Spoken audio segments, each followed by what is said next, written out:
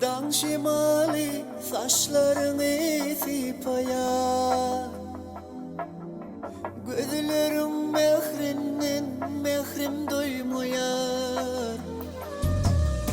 Sen cemalın alleminin erkimi, sen yarım beni derde koymuyor. Bağlayın ben sana gülüm ömrümü, senden başa bilmem benim derdimi. Kabul eyle benim bu pek sevgimi, sen yarım beni derde koymuyor. Sen yarım beni derde koymuyor. Güllün içinde bunçosunu yaz yağışının damcasını.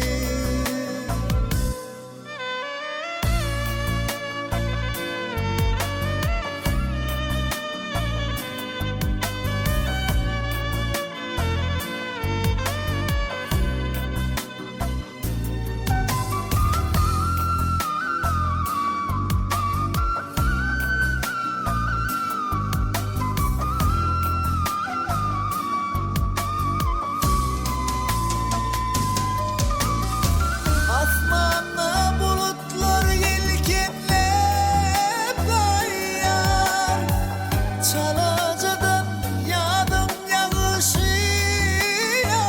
yağar. Ak yüzüme değse yağış damcası, kabanırım gülüm damcadan seni. Sen gülüm, sen de yılların seresi, sen yarım beni derde koymuyor. Güllün içinde bunçosunu yaz yağışının damcasını.